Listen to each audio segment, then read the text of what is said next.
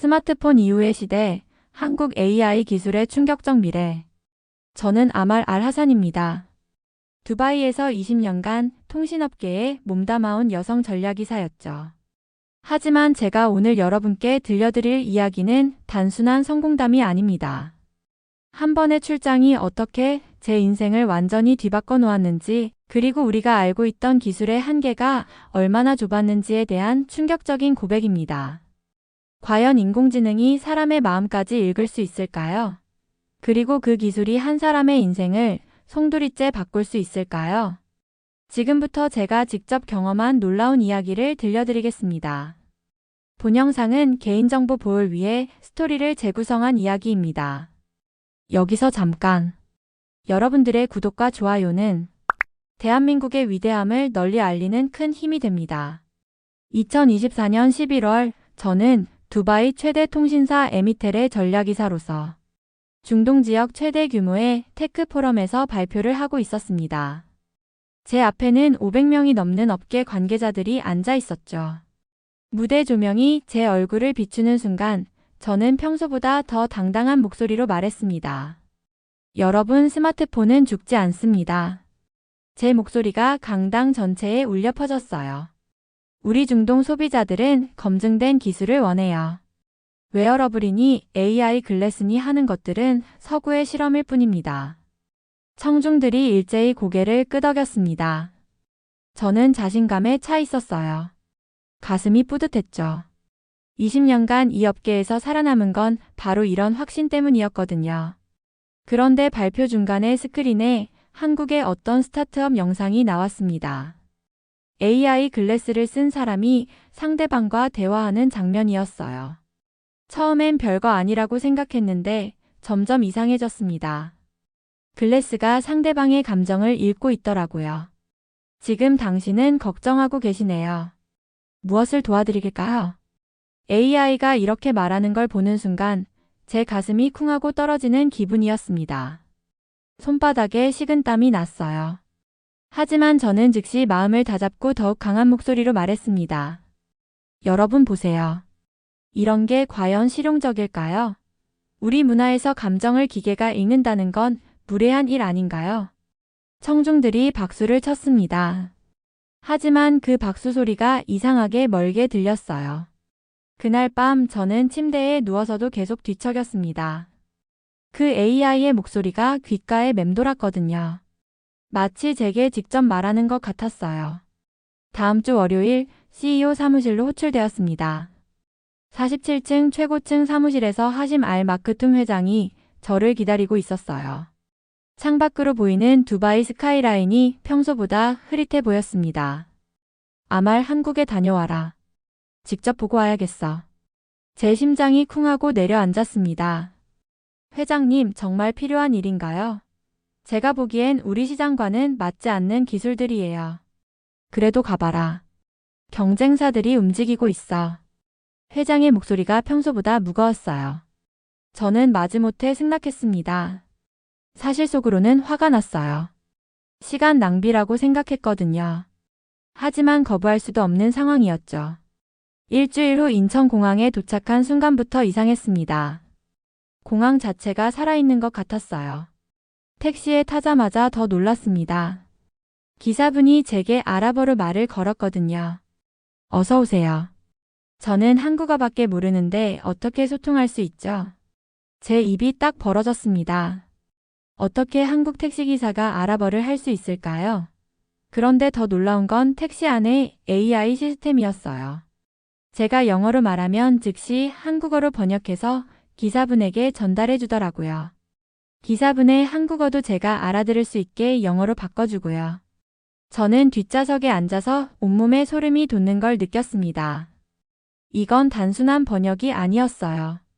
감정까지 전달하고 있었거든요. 호텔에 도착해서도 마찬가지였습니다. 프런트 직원이 제 이름을 부르기도 전에 키카드가 준비되어 있었어요. 룸서비스 메뉴도 제가 선호할 만한 중동 음식 위주로 정리되어 있더라고요. 방에 들어가서 거울을 보니 제 얼굴이 굳어 있었습니다. 눈가에 주름이 더 깊어 보였어요. 이건 뭔가 다르다는 생각이 파도처럼 밀려왔습니다. 하지만 저는 고개를 세게 저었어요. 아니야, 그냥 편의 기능일 뿐이야. 혼자 중얼거렸지만 목소리가 떨렸습니다. 다음날 아침 삼성 디지털시티에 도착했습니다. 건물 규모에 압도되었어요. 저를 맞이한 건 60대 후반의 박경수 박사였습니다. 인상이 참 온화한 분이었어요. 제 아버지가 살아계셨다면 저 정도 나이셨을 텐데 하는 생각이 들었습니다. 안녕하세요, 아말 이사님. 멀리서 오셨네요. 네, 하지만 솔직히 말씀드리면 큰 기대는 하지 않고 있습니다. 저는 일부러 차가운 목소리로 말했어요. 박경수 박사가 따뜻한 미소를 지었습니다. 그러실 줄 알았어요. 하지만 기술이란 결국 사람을 배려하는 것이거든요. 한번 체험해 보시죠. 연구실로 들어가니 투명한 안경 같은 게 놓여 있었습니다. 생각보다 가벼워 보였어요.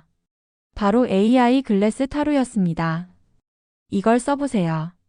박경수 박사가 부드럽게 권했습니다. 저는 반신반의하며 안경을 썼습니다. 처음엔 아무것도 보이지 않았어요. 평범한 안경 같았죠. 그런데 몇 초 후 갑자기 부드럽고 따뜻한 목소리가 들렸습니다. 안녕하세요, 아말님. 지금 피곤하시죠? 하지만 마음은 복잡하신 것 같아요. 그 순간 제 온몸에 전기가 흐르는 것 같았습니다. 저는 깜짝 놀라서 안경을 벗으려 했어요. 손이 덜덜 떨렸습니다. 제가 아무 말도 하지 않았는데 어떻게 제 감정을 알았을까요? 놀라지 마세요. 박경수 박사가 차분하게 말했습니다. 타로는 미세한 표정 변화와 생체 신호를 읽어요. 당신이 지금 당황스러워하시는 것도 알고 있어요. 정말로 그랬습니다. 제가 표정을 감추려고 해도 타로는 계속 제 마음을 읽어냈어요. 지금 화가 나려고 하시는군요. 하지만 동시에 호기심도 생기고 있어요. 이상하게도 기분이 나쁘지 않았습니다. 오히려 누군가가 저를 진짜로 이해해주는 것 같은 따뜻함이 느껴졌어요. 20년간 느껴보지 못한 감정이었습니다. 그날 밤 호텔에서 잠들 수가 없었습니다. 천장을 바라보며 계속 뒤척였어요. 타로의 목소리가 머릿속에서 메아리치고 있었거든요. 그리고 묻어두었던 오래된 기억이 파도처럼 밀려왔습니다. 제 아버지는 두바이에서 작은 전자제품 가게를 운영하셨어요. 2000년대 초반 스마트폰이 처음 나왔을 때 아버지는 단호하게 말씀하셨죠. 아마라, 저런 건 오래가지 못해. 사람들은 단순한 게 좋아해. 복잡한 건 금방 실증 내지. 하지만 결과는 어땠을까요? 2년 후 아버지 가게는 결국 문을 닫게 됐습니다. 스마트폰을 무시했던 대가였어요. 아버지는 그 후 몇 년간 우울해하시다가 돌아가셨습니다. 나도 아버지와 같은 실수를 하고 있는 건 아닐까? 이런 생각이 들자 가슴이 답답해졌어요. 다음날 아침 우연히 호텔 로비에서 젊은 여성을 만났습니다. 환한 미소를 지으며 다가오더니 자신을 박서윤이라고 소개했어요. 박경수 박사의 딸이면서 스타트업 CEO라고 했습니다. 아버지 말씀 많이 들었어요. 어제 타로 체험은 어떠셨나요? 저는 잠시 망설였습니다. 솔직하게 말해도 될까요? 솔직히 혼란스러워요. 제가 생각했던 것과 너무 달라서요. 마치 제 마음을 들여다보는 것 같았거든요. 박서윤이 진지한 표정으로 고개를 끄덕였습니다. 맞아요. 기술은 도구가 아니라 연결이에요. 사람과 사람을 이어주는 거죠. 한번 저희 회사에 와보실래요? 더 놀라운 걸 보여드릴게요. 박서윤의 스타트업은 홍대 근처 작은 건물 3층에 있었습니다. 규모는 작았지만 에너지가 넘쳤어요. 젊은 개발자들이 열정적으로 일하고 있었는데 마치 제가 20대였을 때의 모습 같았습니다. 여기서 뭘 하시는 거예요?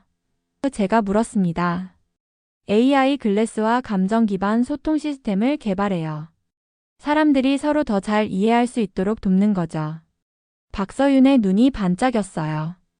박서윤이 다시 타로를 가져왔습니다.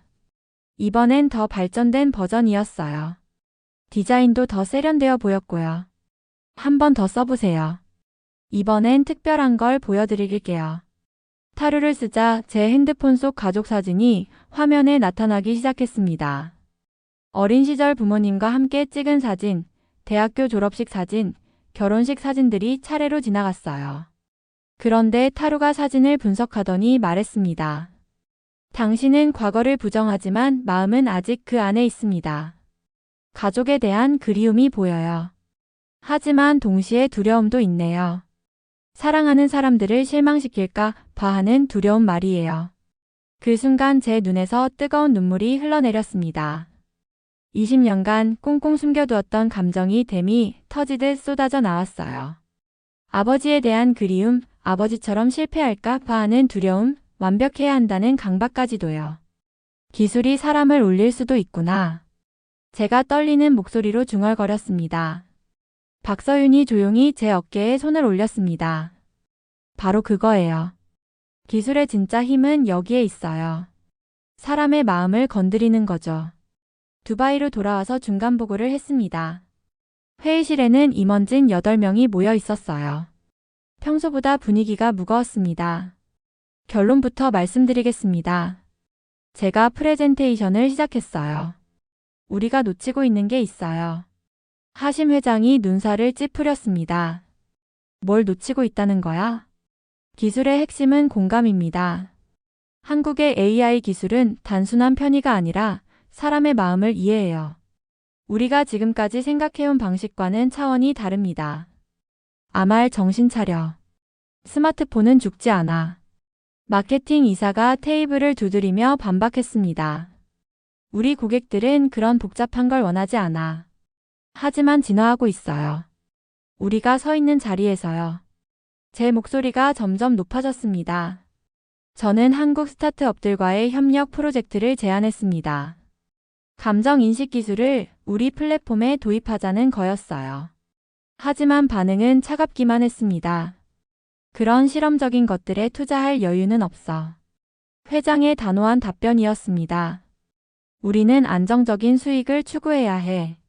그날 밤 집에 돌아와서 서재에 앉아 사직서를 써놓고 한참 고민했습니다. 20년 커리어를 포기하는 게 맞을까요? 손이 떨렸어요. 하지만 제 마음은 이미 결정되어 있었습니다. 한 달 후 저는 다시 서울에 있었습니다. 이번엔 개인 자격으로요. 박서윤이 국제 테크 서밋에 초대해줬거든요. 김포공항에 내리자마자 다른 기분이 들었어요. 마치 집에 돌아온 것 같았습니다. 정말 와주셨네요. 박서윤이 눈을 반짝이며 맞아줬습니다. 제가 발표를 해도 될까요? 저는 조심스럽게 물었습니다. 제 이야기를 하고 싶어요. 물론이죠. 하지만 한국어로 해보세요. 더 진정성 있게 들릴 거예요. 발표 당일 저는 떨리는 마음으로 무대에 올랐습니다.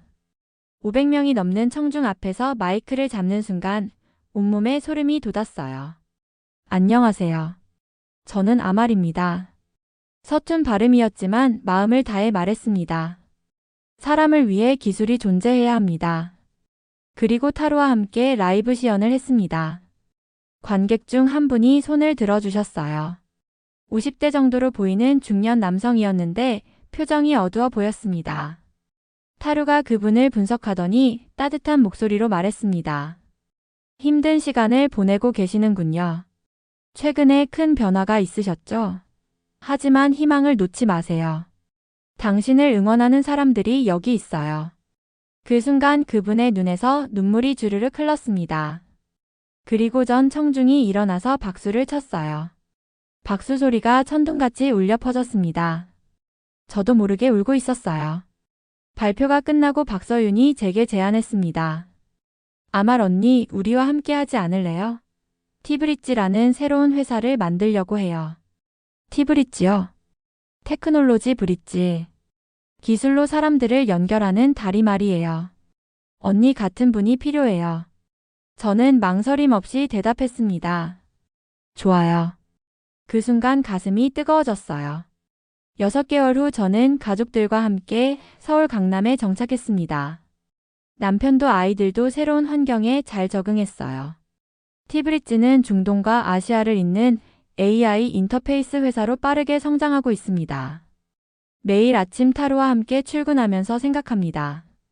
기술은 차가운 기계가 아니라 사람의 따뜻한 마음을 담는 그릇이라는 걸요. 그리고 진정한 혁신은 사람을 이해하는 데서 시작된다는 것도요. 두바이에서 한국까지 제 인생을 바꾼 건 바로 이 깨달음이었습니다. 이제 저의 본거지는 두바이가 아니라 미래가 있는 한국입니다. 그리고 앞으로도 더 많은 사람들의 마음을 잇는 기술을 만들어가고 싶어요. 오늘의 사연은 여기까지입니다.